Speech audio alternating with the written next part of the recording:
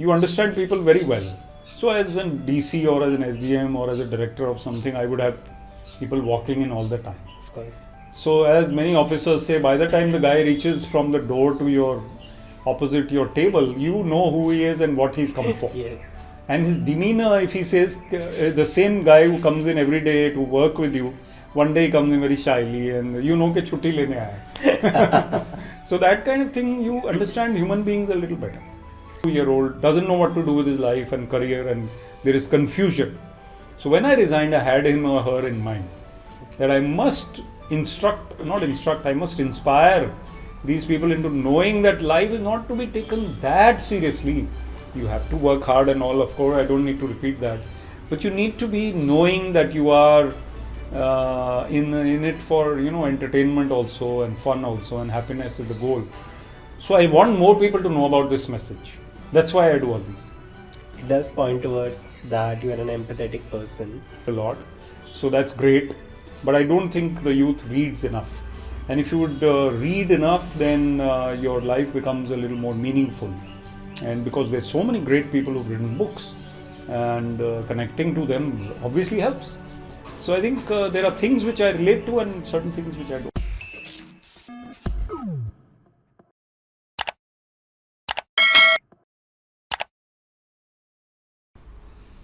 Right, Mr. Vivek Atray, thank you so much again for being on the Jantak show. My pleasure. How are you feeling? I know you have been pretty hectic with your book launch and, doing a couple of other podcasts, shows, talks. So how are you feeling?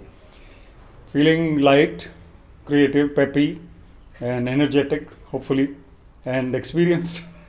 All these things. So your fourth book, I'm very impressed by the title. It's Still a Wonderful Life.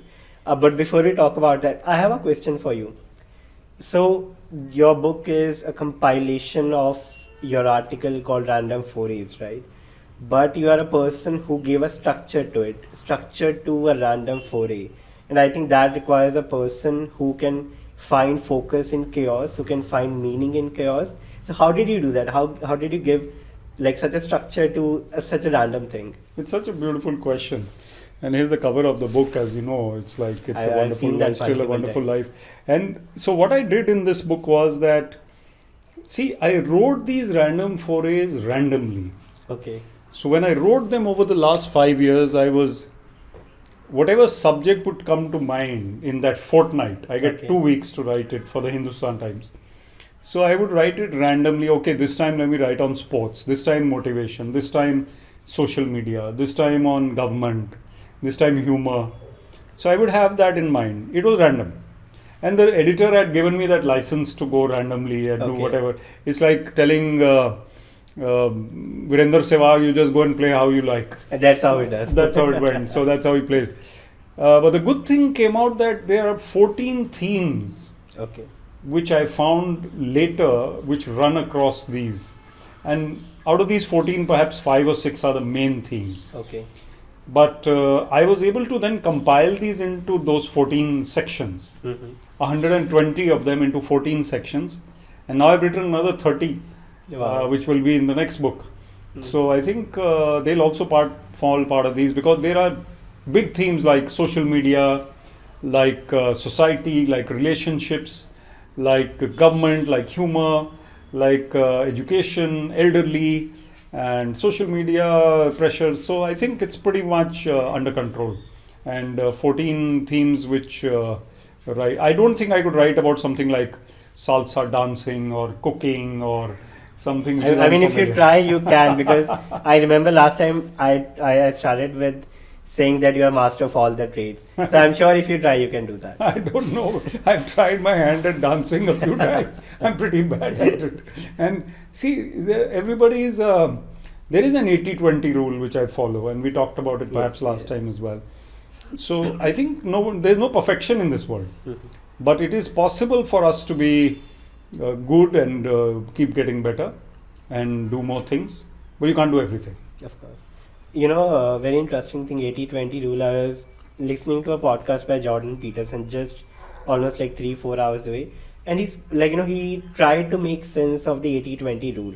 Right? So what do you think, why 80% of the results come from just 20%? It's like this, that prioritization has to take place. So you see, um, the effort required and the output are not proportionate to each other. Mhm.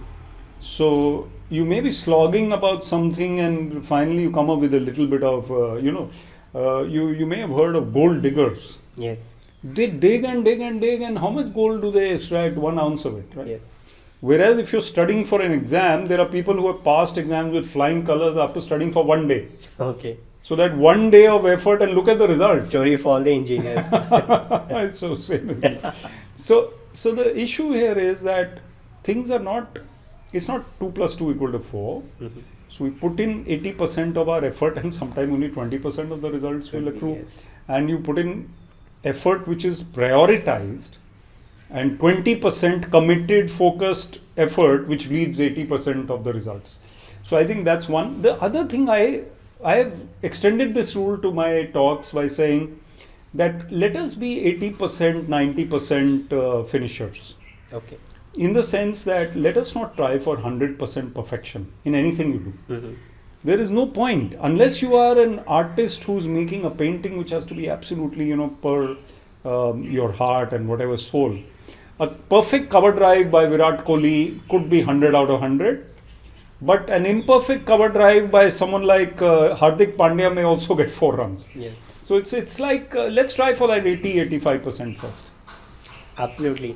So you told that it's your story as well. When I spoke about the engineers, I just realized very little is known about your engineering days. So maybe if you can just take us through how you went to NIT Kurukshetra, Yeah, right? yeah. How were your college days? So 3 things about my college days. One, that I was a sportsman before going there, so I got the benefit of cricket at the national level, CK Naidu twice. Yes, I know. While getting admission to NIT, and my percentage was not as good as others, but I got that sports seat, one of the 2 sports seats Okay. into engineering, which meant that when I played cricket, I would have otherwise studied for engineering. So baat wahi hai. Mhm. Luckily, I got in playing cricket. Secondly, I did reasonably okay once you get in, you are going to be an engineer one day. So I got in and I was an engineer one day. I started writing in that college. Okay, writing. So what? apart from engineering, I started writing creative writing, which is now random forays. That time there was a college magazine called Vulcan. Okay. And I would not write about electronics engineering, which was Mhm. my branch. I would write, one title was From Never Newsers to Newsaholics, Okay. which means somebody who doesn't care about news and somebody who's an alcoholic about news. Okay. Then one was that, headlines of all kinds. So Miss India is from Mumbai, or this happened or that happened, about news coverage, about something. Then I also I wrote humorous things. So 4 articles were published in those 4 years in the annual magazine each year. Mhm. The third thing about engineering college was that I met my wife to be. Wow. So she was 2 years my junior, and I was in 3rd year when she was in 1st year. And they came as a batch of 20 girls, whereas there used to be 3 or 4 girls every year at that time. Okay. Now the number of girls could be 40 to 50% of the strength Yes, of the the ratio college. is better now. That time it was 5% or 2%. Wow. So when she came with those batches, then we became friends, and we ultimately got married. So 3, and this is probably the main one from engineering. The most important one. Most important. Right. So when we're talking about the artist and when we're talking about perfection, one thing came into my mind, which was visualization, and I believe that's a huge part of writing. You have written fiction as well, then you have written self-help books as well. What's your process of visualizing? Because especially when you write fiction, you have to visualize characters, you have to visualize how the storyline would look like. How's the process like? Because I think it's pretty difficult. So if you can just take us through your process. So when I wrote my 2 novels, they were the only bit of fiction that I wrote. I've written a few short stories and a micro story or 2 also. So I think the process of writing fiction is basically to live your characters for a while. Okay. So as I always say about these books, I can write from the point of view of an Indian young man, because I was also a young man, and not so young now, but I can visualize what that young man is thinking about, like visualization you Yes. said. I know what he's going through. I've been through these things, and even now I'm a guy. I know how a gentleman or a man thinks, in India, in urban India.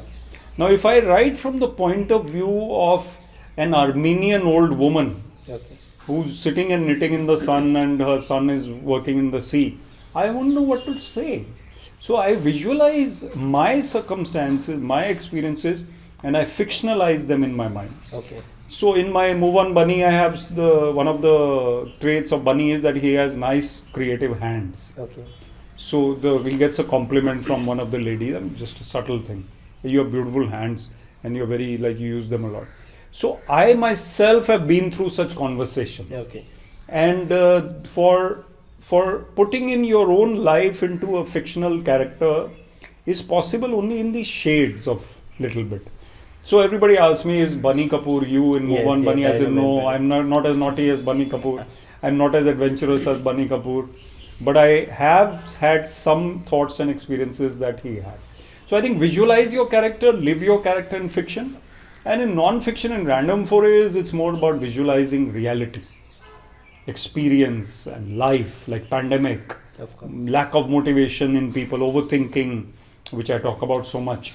So there life comes into play, and here imagination comes into play. Absolutely. So you just spoke about how you used to write humorous articles back in the college. I think at least from my generation, the process of finding the right your humor style is really authentic humoristic style of yours. Like it's really difficult. So have you been able to find what kind of humor comes to you, or do you still do you still struggle with that? Again, a very good question. For a writer, this kind of question is very apt. You see, I somehow ingrained a bit of humor in my personality, which was subtle, Okay. from my Nanaji and my dad. Obviously, they were on opposite sides of the families, but my dad had this subtle wit, and my Nanaji also had this subtle, and Mama also has it, and my mom also had it. So I had this kind of wit coming in from the family, Okay. older generations. Then P.G. Woodhouse and writers Of who course. make magic with words, Yes. even Agatha Christie, who writes serious stuff, of course, but Woodhouse with his humor, Christie with her mysteries, they fascinated me. And I read a lot of them, lots of them. Even now I read Woodhouse whenever I feel like in the morning. So I'll read out some Woodhouse to my wife. And you start laughing in the beginning. So we joke, कि दिन की शुरुआत अच्छी होती है हंसने से. Of course. So there's a भूले बिसरे गीत which comes on the radio which we used to listen to earlier. कि भूले बिसरे गीत सुनने से दिन की शुरुआत अच्छी होती है. तो हंसने से भी अच्छी होती है. So if you keep laughing and if you keep that bent of mind about cheerfulness about life, then you can write about humor. So I got that knack. But to add to what you asked, in response to that, I think I notice people a little more than normal people do. As a writer, I notice guys. So Sardarji with a long beard, and the lady walking with him might be a very graceful sari-clad lady, and he's looking like not so organized, but she's very impeccable. And I have a lot of Sardarji friends, and we laugh a lot. So then I'll notice somebody who's in a mandir, who's there just for the sake of it because his mom told him, or he जो pretenses प्रसाद मिलना है, या फिर जब जाके जी हमें बहुत गड़बड़ करके हैं भगवान जी माफ कर देना, okay let me go now. So that's also there. So you notice life and then you write about it in a slightly humorous vein. That's my thing. And you also do psychoanalysis of a person. So I don't do psychoanalysis, but I think I do analyze people, and I'm not saying I'm judgmental, but you do form an opinion. And with intuition and with experience, these two things, you understand people very well. So as a DC or as an SDM or as a director of something, I would have people walking in all the time. Of course. So as many officers say, by the time the guy reaches from the door to your opposite your table, you know who he is and what he's come for. Yes. And his demeanor, if he says, the same guy who comes in every day to work with you, one day he comes in very shyly and you know that chutti lene aaya. So that kind of thing, you understand human beings a little better.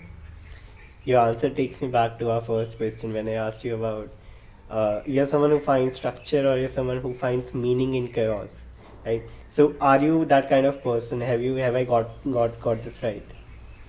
I think it's a good point you make. So I'm not absolutely organized and structured. I am quite random and creative in my day. But I think there's an overall structure. So, and the word structure is not as fun as random or creative, or maybe disorganized is wrong, but being unorganized perhaps at times. So you go with the flow at times. The river is flowing, it's not really structured. It might, the water might go to a certain area which it never went to earlier because of the pressure, and then it didn't, and then it went. The sea also, the wave come and go. But I think life is meant to be led by the heart. But if you have a little bit of discipline and organization in your life, and you have a broad picture of what you're doing, I think you're fine. You have multiple Josh Talks, multiple TED Talks. You've been on multiple podcasts, including the Ranveer Show, the best podcast of India. You have been writing so much. Why do you do that? I'm just curious. I think I want to reach out to as many people as possible. So it's been 4 years, I'll tell you. Yeah, it's been 4 years since I resigned from the IAS. And to resign from the IAS, you have to have another aim. Okay. You have to do something, right? So my thing is to reach out to the youth and give them my message. And I will reach out to more and more youth if I am on podcasts, if I am on TEDx, if I am on platforms which reach further, Josh Talks. So what happens is that, and I speak a lot in Hindi because of that, because I know I'll reach more people. But I also speak in English because I know I'll reach some people who will think rightly, and they may be people who are more powerful. Okay. And they may be influencers and decision makers and government people. Of course. So if they are inspired by what I say, then it helps the nation in a way. If you look at it that, not only me, there could be 500 like me or 200 like me. And there are people who are much more popular than me and people who are less popular than me. But we're all in the same motivational or influencing people in the right direction role.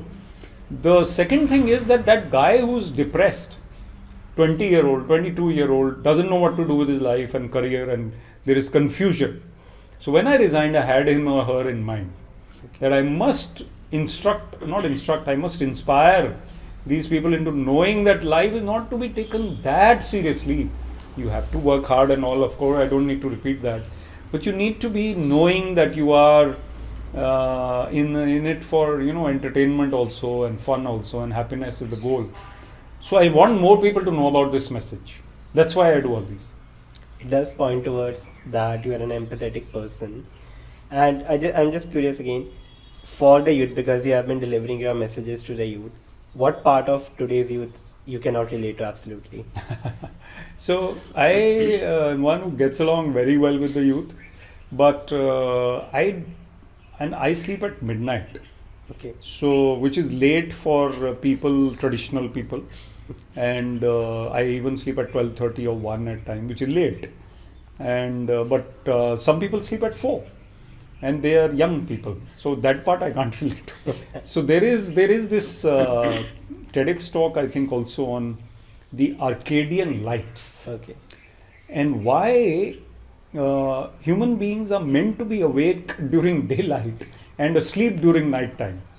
That is the human body cycle and the mind. And that is what the birds and animals do. They don't stay awake with the Facebook or Instagram, right? The birds don't do that. Yeah. They wake up at 5 in the morning. We don't do that. And some do. Some are sleeping at 10 even today and waking up at 4:30 or 5. Yes.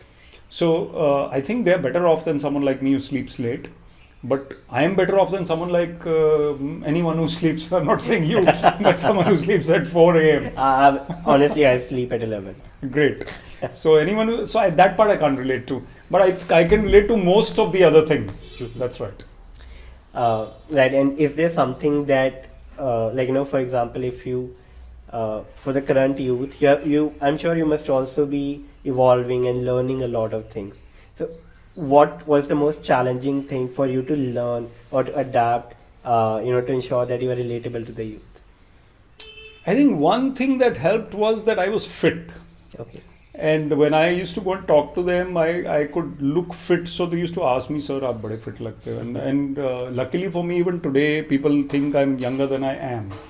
So I think that part helped them to relate to me more than, sorry to use this expression, a podgy, portly kind of person who's beyond their years by far. Okay. So now they know that I am older by virtue of my experience, and I have grown up daughters, so they know I'm older, right? But they do connect in many ways. And so connecting to them became easy for me because of the way I was. But also perhaps because I knew a few trends like technology. So I am reasonably savvy with everything that is technology related. Right. So I will know how to go live on Instagram. I will know what to do. I'll know how to, to go to settings and do this and that and whatever. So I think that also relates well with them. Sports also relates well with them. Of course. So I talk a lot and I indulge, I play. So that also helps. There are a couple of things which don't relate, which I don't relate very well with the current youth, because I read much more than many boys and girls do. I know that you and Ayush, you read a lot, so that's great, but I don't think the youth reads enough. And if you would read enough, then your life becomes a little more meaningful. And because there's so many great people who've written books, and connecting to them obviously helps. So I think there are things which I relate to and certain things which I don't. Do you think with the authors also starting their own podcast or being, creating content on social media, do you think this paradigm is going to shift of, reading books? Do you think that's going to shift anytime soon? I think it's going to, and I think the more sensible people become, because the world is actually progressing in every way. Of course. I mean, if you look at now, let's bring in a spiritual angle. If you look at the scriptures of the world, darkness is going to fade away from humanity. And the upward cycle in the Hindu scriptures is presently on. And the people say Kali Yuga, but Paramahansa Yogananda and his guru Sri Yukteswar write that Kali Yuga was over in the 1700s. Okay. After that, electricity came, the printing press came, now the internet came, communication cannot be Kali Yuga. There are people who are Kali Yuga types. Yes. And there are vestiges of the past. But then if we are in a cycle of, let's say, 4800 years now, which could be Dwapar Yuga as Yukteswarji puts it, and it's only been 200 years into this 4800 year period, then obviously we're still showing some tendencies of Kali Yuga. But 500 years down the line, we may have a much better era, or even 100 years down the line. So I think that people are evolving. Society is getting better. So let's look at it that way. I have great faith in the youth and in humanity. So I think people are getting into empathy, into other things. There are, of course, that it is a world of duality. Yeah. So there are the bad guys and the good guys are always there. And there are those guys who are partly good and partly bad. There's a lot of studies on the impact of social media on the youth. Like, with all the likes and everything coming in, views and everything. But for someone your age, like, who is a tech savvy, who knows in and out about, let's say, Instagram, YouTube, what's the impact of social media on you? Do you care about likes and views, or like, how it is for you? Yeah, so I'm human, and obviously one likes likes. So one likes compliments, and but you do tend to get used to it at a certain level. Now, if I get a letter from Cristiano Ronaldo saying, Vivek, I heard your talk and it was fabulous, obviously I'm going to feel on top of the world, right? Yes. Or Roger Federer coming and taking a picture with me, wow, man. So I'm human. And I do like following, obviously, on social media, but it's not something I'm crazy about. I think it's something which is part of my plan to, as I said, to reach out to more people. It's not something I'm craving for. So craving is not there, but yeah, the campaign is on. That's what it is. I think that's the problem, because you know where to draw the line. The people in their early 20s or their late teens, they don't know where to draw the line, right? And it has taken a toll on their mental health. It has taken a toll on their attention span. So, in these terms, like for example, attention span, have you felt any kind of any kind of effect on you? Maybe if you read, let's say, 20 pages a day in 2008, and now, is there any kind of impact in terms of your attention span, or the kind of videos you watch, or the time of or duration of the videos you watch? My attention span is also being impacted like everybody else. and I know that I have to look at my smartphone. I have to find out what's happening here and there. And there is that restlessness, but what has helped me over the years is meditation. So had I not meditated for the last 10 or 12 years, I think I would have been a more restless person in this era than I was 15 years ago. And obviously there is a little less span of attention with everybody, but it is still okay in people who meditate and read. And I'm one of them, hopefully. So I think, and I'm also a cricketer and a batsman, and you know that you have to concentrate. So if I'm doing one thing, I try to concentrate on that. And that helps me to actually have a greater span of attention. I think I'm even a better listener than I used to be. So maybe I was too energetic and wanting to do the next thing. Okay. And now I'm not. So that's how it goes. You are a batter, right? You are a batsman. I'm a batter. I was an opening batsman and I still play. And I enjoy playing and it's fabulous. And I try to concentrate. And we have little Joey over here. Hi, Joey. So, hi, Joey. You know, this is a second dog appearance in our podcast. Okay. We have had, so we are speaking to Mr. Somveer Anand. He's the founder of Pinfresh. And his dog, I forgot her name. Noori. She, like, you know, we were speaking and she just came and lay down on the couch. And he wants to show his tail because beagles have high tails because they're small dogs and they're hunter dogs. So the hunters could only see them through the tail. And he just wants to come and wag his tail and go back. And that's what he's done. They also follow smell, right? These are amazing instincts, no doubt. We have a lot to learn from animals. Of course. How guileless they are. There's no agenda. Of course. Yeah, except food. I'm getting petted. I have a pit bull as well. Yeah. But he gets jealous. I'm like, so if he smells Joy on me when I go home, he's going to go crazy. And it has happened a lot of times. But yeah, coming back to meditation, so I wanted to know, like, you know, if the youth of today, if they want to start meditating, what should be the starting point of it? I think they need to read a little bit about the techniques of meditation. Okay. I follow YSS. You can follow, or anybody can follow any path. YSS is Yogoda Satsang Society. So there are printed lessons which we get and we read them and then we understand how to meditate. If you just sit and, try to meditate for a longer period without any technique, it's not possible.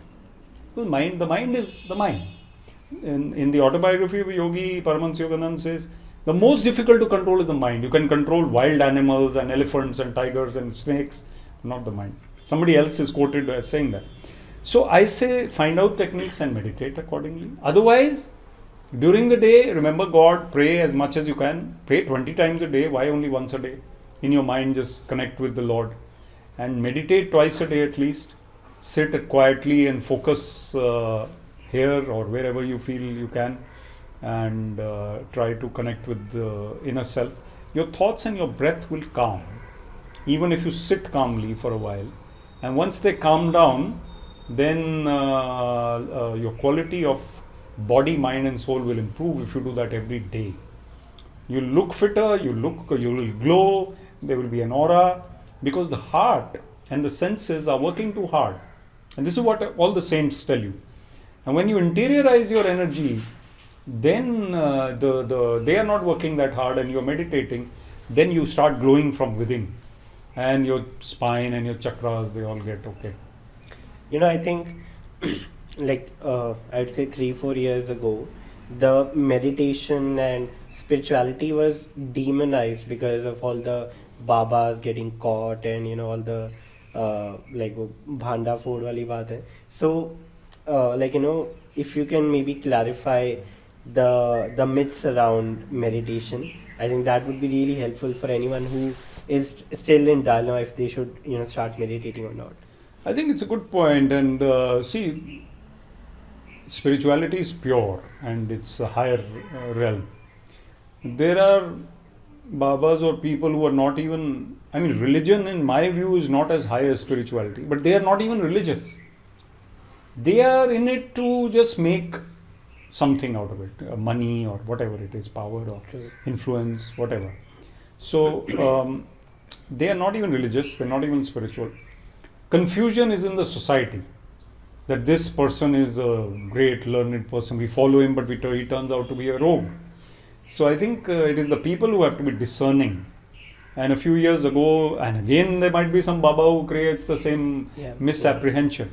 But who is stopping anyone from connecting with the inner self or the higher self or the Lord? Any religion. So I don't think they should be confused with each other. I think again you're a person who finds meaning and calmness in chaos. For a person, let's say, talking about meditation, if I want to start, I would think about, because the way people speak about it, it seems really difficult. But how you spoke it, it seems really, I wouldn't say easy, but over the time, I think a person can get the hold of it.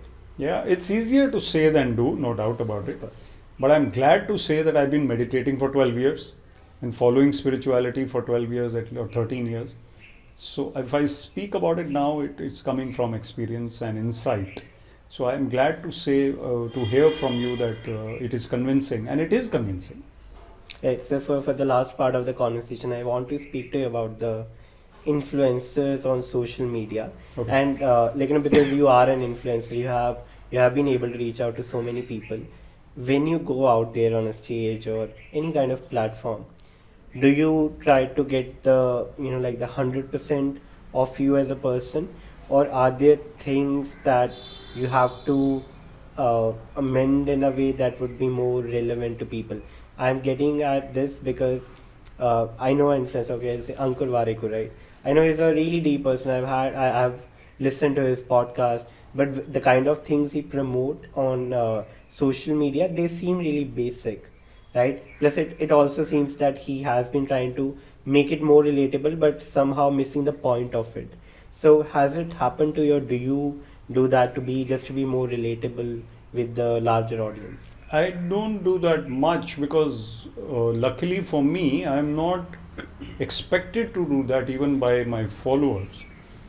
Typically, being a former IAS officer, the most basic thing I will talk about is preparation for competitions. Yes.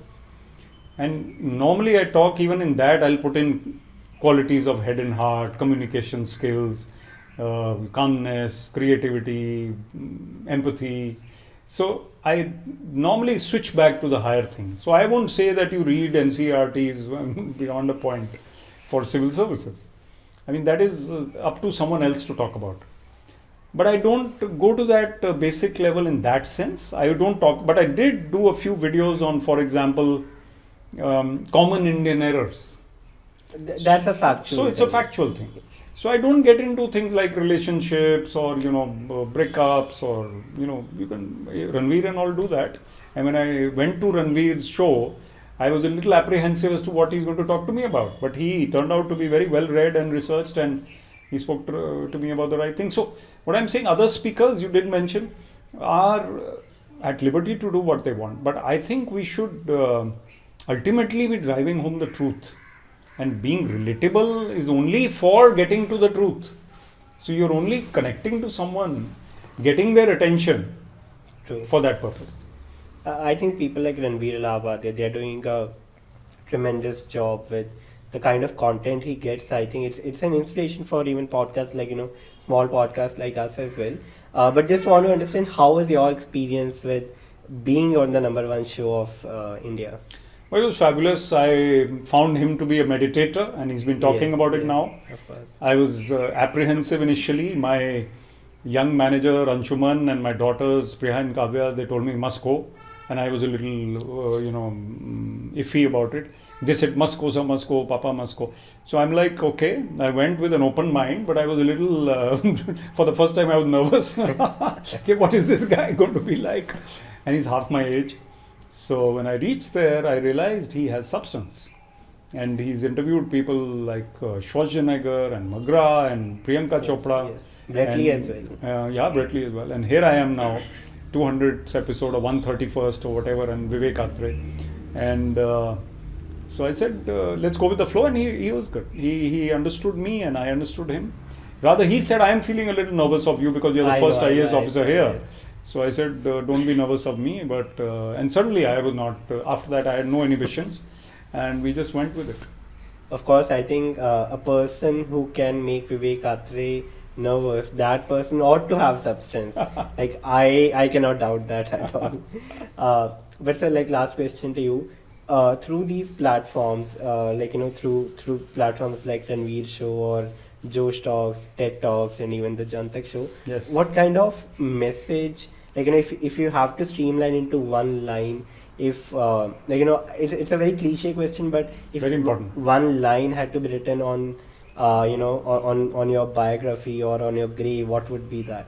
I think it would be live life to the fullest, be cheerful, peppy, creative, and find that approach to life which helps you. Right, so thank you so much. Always a pleasure to speak with someone like you, and I wish you all the best for your book. We'll also attach the link to buy your book, and we hope it reaches out to more and more people, and they also find structure in the random forays you have to offer. Thank you very much, Manik. Thank you. Great. Thank you.